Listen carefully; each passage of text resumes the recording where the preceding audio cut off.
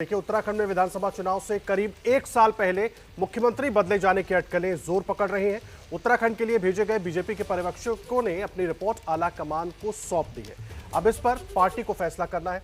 उधर सूत्रों के मुताबिक त्रिवेंद्र सिंह रावत की जगह मुख्यमंत्री की रेस में दो नाम सामने आ रहे हैं। पहला नाम बीजेपी सांसद अजय भट्ट का है, जबकि दूसरा नाम सांसद अनिल बलूनी का है। इन अटकलों के बीच मुख्यमंत्री त्रिवेंद्र सिंह रावत दिल्ली पहुंचे हैं। सीएम रावत के साथ कई विधायक भी दिल्ली आ रहे हैं। उधर उत्तराखंड के 4 मंत्री और बीजेपी के 10 विधायक भी पहले से दिल्ली में मौजूद हैं। जो मंत्री दिल्ली में मौजूद हैं उनमें अरविंद पांडे, सतपाल महाराज और सुबोध उनियाल शामिल हैं। और उत्तराखंड में विधानसभा चुनाव से करीब एक साल पहले मुख्यमंत्री बदले जाने की जो अटकलें हैं वो फिर से जोर पकड़ रही हैं। उत्तराखंड के लिए भेजे गए बीजेपी के दोनों पर्यवेक्षकों ने पार्टी के आला कमान को अपनी रिपोर्ट सौंप दी है। अब इस पर पार्टी को फैसला करना है। उधर सूत्रों से जो जानकारी मिल रही है उसके मुताबिक त्रिवेंद्र सिंह रावत की जगह मुख्यमंत्री की रेस में दो नाम सामने आ रहे हैं। पहला नाम बीजेपी सांसद अजय भट्ट का है, जबकि दूसरा नाम सांसद अनिल बलूनी का है। और इन अटकलों के बीच मुख्यमंत्री त्रिवेंद्र रावत दिल्ली पहुंच गए।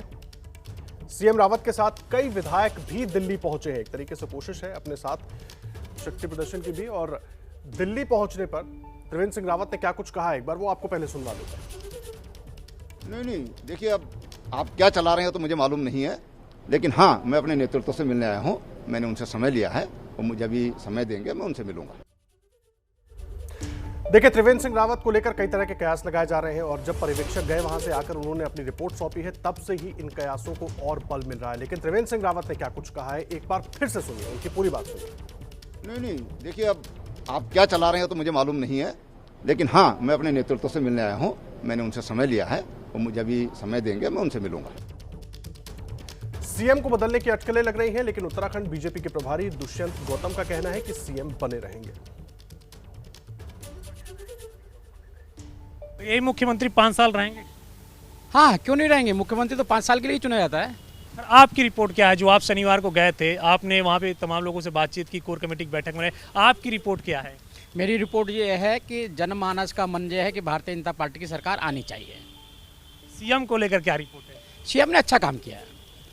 सीएम ने अच्छा काम किया है और आयुष्मान कार्ड है, सड़कों का निर्माण है, पानी की व्यवस्था है, सब मायने में एक सुशासन दिया है, ईमानदारी से काम किया है। यही सीएम कंटिन्यू करेंगे? माने कि 18 मार्च के बाद जो अगला चुनाव आएगा वहाँ तक रहेंगे ये? देखिए, सीएम की नियुक्ति और नहीं करेंगे ये केंद्रीय नेतृत्व का काम है, हमारा काम नहीं है, ये केंद्रीय नेतृत्व का काम है। और मेरे सहयोगी नीरज पांडे इस वक्त जुड़ गए मेरे साथ, सीधा उनका रुख कर लेते हैं। नीरज, दुष्यंत गौतम तो बिल्कुल ताल ठोक कर कह रहे हैं कि त्रिवेंद्र सिंह रावत ही 5 साल का कार्यकाल पूरा करने वाले हैं, लेकिन इतिहास उत्तराखंड का आप बहुत अच्छी तरीके से जानते हैं क्या है, क्या चल रहा है अंदर खाने? देखिए आदर्श, बिल्कुल उन्होंने सही कहा, क्योंकि देखिए दो चीज़ें हैं, क्योंकि उनके ये अधिकार क्षेत्र के बाहर की बात है। वो पर्यवेक्षक बनाकर ज़रूर भेजे गए थे, उन्होंने अपनी रिपोर्ट केंद्रीय नेतृत्व को भेज दी, लेकिन सीएम रहेंगे या दूसरा कोई होगा वो उनके अधिकार क्षेत्र का बाहर की बात है। और इसीलिए उन्होंने कहा कि पार्लियामेंट्री बोर्ड तय करेगा। निश्चित रूप में पर्यवेक्षक की रिपोर्ट के आधार पर पार्लियामेंट्री बोर्ड ही तय करता है कि किसको सीएम रहना है, किसको सीएम नहीं रहना है। लेकिन जिस तरह की घटनाक्रम उत्तराखंड को लेकर हो रहे हैं उससे संदेह लगाना बिल्कुल उचित है, क्योंकि पर्यवेक्षक नॉर्मल तौर पर किसी इसलिए नहीं भेजा जाता कि वहाँ जाके आप जाइए और वहाँ लोगों से बात करके। पर्यवेक्षक तभी भेजा जाता है जब कोई बड़े फैसले लेने होते हैं, यानी कि पर्यवेक्षक जाता है तो रायशुमारी करता है कि मुख्यमंत्री यही रहेंगे, कोई दूसरा रहेगा, कई और नामों पर विचार भी किया जाता है और सबसे राय लेकर उसके बाद एक रिपोर्ट तैयार की जाती है। रिपोर्ट लाकर केंद्रीय नेतृत्व को सौंप दी जाती है। अब उस पर जो निर्णय लेना है वो केंद्रीय नेतृत्व का काम है। मेरी जो जानकारी है उसके अनुसार कल पार्लियामेंट्री बोर्ड की बैठक हो सकती है। पार्लियामेंट्री बोर्ड की बैठक के बाद अहम बात आप कह रहे हैं, लेकिन एक बार अपने दर्शकों को हम बता दें, उत्तराखंड में जिस तरह का घटनाक्रम चल रहा है, नीरज पांडे हमारे सहयोगी पूरी जानकारी दे रहे थे और नीरज के पास फिर से चलेंगे और उनसे और जानकारी लेंगे। लेकिन देखिए, इस बीच त्रिवेंद्र सिंह रावत जो है वो पहुंच चुके हैं दिल्ली। अब वो केंद्रीय नेतृत्व से मुलाकात करेंगे। जिस तरह की स्थिति उत्तराखंड में बनी उसके बाद 2 पर्यवेक्षकों को भेजा गया। दोनों पर्यवेक्षकों ने अपनी रिपोर्ट जो है वो भेज दी है पार्टी के आला नेताओं के पास। अब पार्लियामेंट्री बोर्ड उस रिपोर्ट के आधार पर फैसला करेगी। हालांकि बता दें, उत्तराखंड का इतिहास रहा है कि बीजेपी का कोई भी मुख्यमंत्री 5 साल का कार्यकाल वहां पर पूरा नहीं कर पाया है।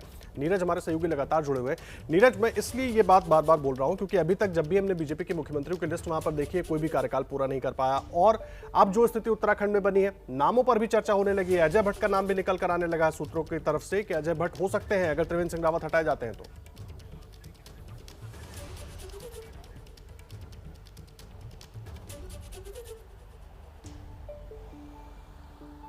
नीरज, आप तक मेरी आवाज पहुंच रही है? जी आदर्श, अपना सवाल फिर से दोहराइए। नीरज, मेरा सवाल यह है कि उत्तराखंड का इतिहास रहा है कि वहां पर बीजेपी का मुख्यमंत्री 5 साल पूरा नहीं कर पाया है कोई भी। ऐसे में अब जो स्थिति बनी है, एक बार लग बिल्कुल वैसे ही रहा है कि शायद ऐसा हो। अब नामों पर भी चर्चा होने लगी है, क्योंकि इसलिए इस बात को और बल मिलता है। अजय भट्ट का नाम बार बार निकलकर सामने आ रहा है। जी बिल्कुल, अजय भट्ट का नाम बार बार निकलकर सामने आ रहा है, क्योंकि जब चुनाव हुआ था पिछला जो विधानसभा का, तो उस समय अजय भट्ट प्रदेश अध्यक्ष थे और अजय भट्ट सबसे बड़े नेता के रूप में सामने आए थे। अजय भट्ट को लेकर चर्चा तब भी थी कि वो मुख्यमंत्री बनने वाले हैं, और अब भी ऐसी चर्चा है कि यदि मुख्यमंत्री चेंज होता तो अजय भट्ट ही वो सबसे बड़ा चेहरा है, वो सबसे बड़ा नाम है जो मुख्यमंत्री पद की रेस में है और आगे है, वो मुख्यमंत्री बन सकते हैं। लेकिन अभी सब कुछ कहना थोड़ा सा जल्दबाजी होगी, थोड़ा सा इंतजार करना होगा पार्लियामेंट्री बोर्ड का और आज की बैठक का। माना जा रहा है मुख्यमंत्री पहुंचने वाले हैं, दिल्ली में पहुंचकर वो कई बड़े नेताओं से मुलाकात कर सकते हैं, BL संतोष जी से मुलाकात कर सकते हैं, भाजपा के अध्यक्ष JP नड्डा से मुलाकात कर सकते हैं, और उसके बाद एक माना जा रहा है कि उत्तराखंड के नेताओं की भी एक बैठक होनी है, जिस बैठक में तमाम विषयों पर चर्चा होगी। तो उसके बाद ही तय होगा कि मुख्यमंत्री पद का उम्मीदवार कौन होगा, मुख्यमंत्री का नाम कौन होगा, यही मुख्यमंत्री रहेंगे क्या बदले जाएंगे, तमाम सरकमस्टांसेस है। तो थोड़ा सा इंतजार करना चाहिए आदर्श। नीरज, मुझे एक बात बताइए, बीजेपी में किस तरह से फैसले होते हैं? आप लंबे वक्त से बीजेपी को देखते रहे हैं, अंदर से देखते रहे हैं। मेरा बड़ा सवाल यह है कि नरेंद्र मोदी, अमित शाह ने जब कमान संभाली, उसके बाद से इस तरह से कहीं पर भी मुख्यमंत्री को बदला नहीं गया है उसके कार्यकाल के बीच में। आपको याद होगा एक वक्त में खट्टर को लेकर के भी इस तरह की चर्चा हो गई थी कि बस अब खट्टर की कुर्सी आज गई या कल गई, लेकिन वो दोबारा CM बन गए। क्या लग रहा है इस बार?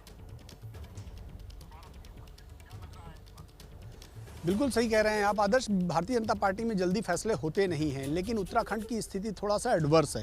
उत्तराखंड में तमाम जो पार्टी के विधायक हैं वो नाराज चल रहे थे और उन्होंने लगातार केंद्रीय नेतृत्व से इस बात की शिकायत की थी कि मुख्यमंत्री के जो मुख्यमंत्री के कामकाज हैं उससे वो संतुष्ट नहीं हैं। यहाँ तक कि जब अभी केंद्रीय नेतृत्व की तरफ से जो पर्यवेक्षक भेजे गए थे उनके सामने भी उन्होंने विधायकों ने मुखर होकर ये बात कही थी कि यदि आप जो है कोई बड़ा फैसला नहीं लेते हैं तो उनके लिए चुनाव जीत पाना मुश्किल होगा। तो ऐसे में कई बार पार्टियों को निर्णय लेना पड़ता है, कई बार अपनी सरकार बचाने के लिए, कई बार व्यवस्था सुधारने के लिए निर्णय लेना पड़ता है। आज की जो बैठक है, आज जो सारे नेता दिल्ली पहुंच रहे हैं, इसे आप सामान्य रूप से मत लीजिए, क्योंकि अचानक उत्तराखंड के सभी विधायकों का दिल्ली आना, तमाम मंत्रियों का दिल्ली पहुंचना, कई वरिष्ठ नेताओं का दिल्ली पहुंचना, खुद मुख्यमंत्री का दिल्ली पहुंचना, इसे आप सामान्य तौर पर मत लीजिए। ये निश्चित रूप में उत्तराखंड की राजनीति को लेकर कहीं ना कहीं कोई ना कोई उठापटक चल रही है, और जिसको लेकर अब ये फैसले लेना शायद पार्टी के लिए मजबूरी हो जाए और पार्टी कोई फैसले ले।